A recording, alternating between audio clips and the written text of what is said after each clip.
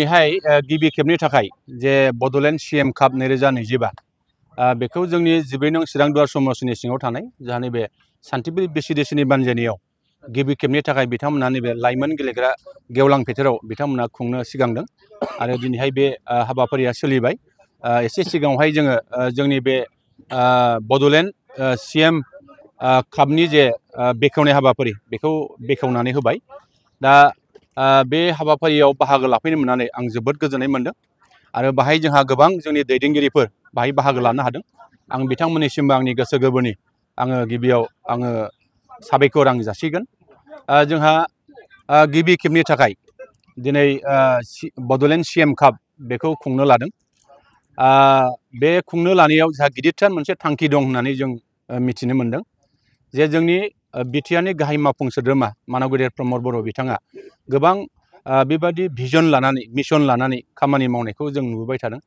थांनाय समाव जोंहा 2022 मायथाइयाव जोंहा ISPL मोनसे बेबादि फुटबलनि थाखाय बेखौ खुंखांबाय।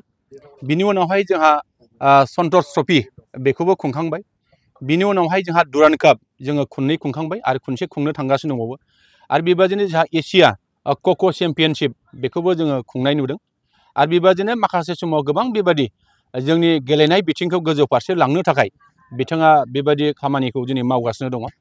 आरो जोङो मिजिं खालामो नैबे जिखिनि जोंहा दा हाबाफारि लादों बेयो जोंनि गोदान जोलै लाइमोन सेंग्रा सिख्लाफ्रा निस्सय जोंनि गामि लेभेलनिफ्राय BCDC लेभेलनिफ्राय समस्ति लेभेलनिफ्राय जिल्ला लेभेलनिफ्राय आरो जोंहा बिटिआर लेभेलाव बिटिआर ओनसोलाव बेबादि गेलेगिरिफोरखौ मोनसे गोजौ थाखोसिम लांनायनि मोनसे मिजिं आरो आसा बेखौ बिथाङा नुनानै बे खामानिखौ मावनो लादों। आरो बेखिनि खामानि मावनायनि थाखाय आङो बिटिआरनि गाहाय मावफुं सोद्रोमा मानव गेदेर प्रमद बर' बिथांनो आं साबायखर जासिगोन। बिटिआर सरकारनि गासैबो EM बिथांमोननिसिम आं साबायखर जासिगोन।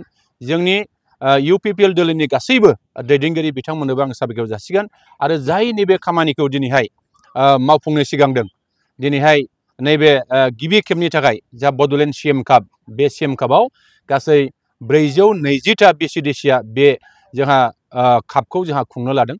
आरो बिनिनो जोंहा 3760 टीमा दिनै बे CM कापआव गेलेनो बिथांमोना दिनै ओंखारबोदों। आरो जोङो मिथिबाय जे 67,680 गेलेगिरि बिथांमोना नैबे बड'लेण्ड CM कापआव बिथांमोना गेलेनो दिनै जानजि खाफ्रादों आरो बेखौ अनलाइन खालामनानै बिथांमोना बेबादि गेलेनाय बिथिंखौ लांनो बिथांमोना सिगांदों। दिनैनि जागायनाय गेलेनायाव बबे गामि बा हानजाया गेलेदों? जोंहा नैबे सान्थिपुर BCDCनि जे बानजायनायाव जोंहा आमलायगुरि गेवलां गेलेग्रा फोथाराव जोंहा बाहाय दिनैहाय सिमला बागान रंजालि क्लाब आरो जोंहा गय बागान FC बे मोननै हानजाया दिनैहाय गिबि खेब गेलेनो बिथांमोना लादों। आरो बिथांमोन गेलेगिरि बिथांमोननो आंनि गोसो गोरबोनिफ्राय निस्सय रोजा रोजा साबायखर जासिगोन। आरो बिथांमोना जाहाथे फैबाय थानाय समाव बे गेलेनायखौ मोजाङैनो लांनो हाथों आं बेखौ मिजिं खालामो। सान्थिपुर BCDCनि आन्दाराव मोनबेसे बादायारिफोर हानजाया बेहाय बाहागो लादों?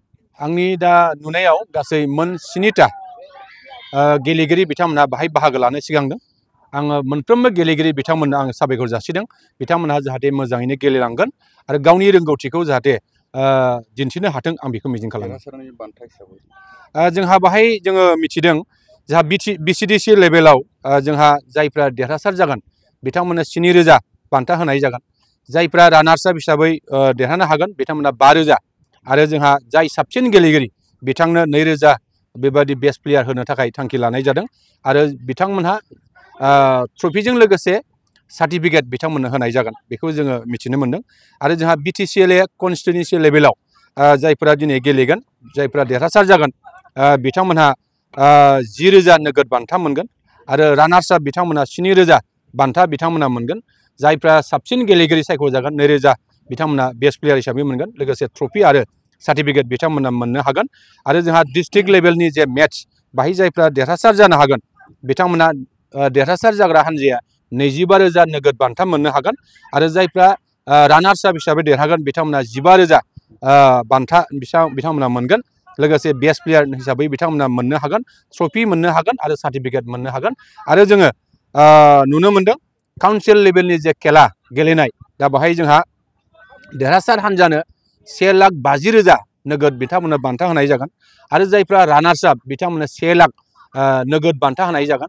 आरो जाय हानजाया थामथि बान्था आवग्रिनो हागोन बिथांमोना 50,000 नोगोद मोननो हागोन आरो जाय बयनिख्रुइबो बांसिन साबसिन गेलेगिरि सायख'जागोन बिथाङाबो 50,000 नोगोद बेस्ट प्लेयार हिसाबै मोननो हागोन आं बेखौ मिजिं खालामदों।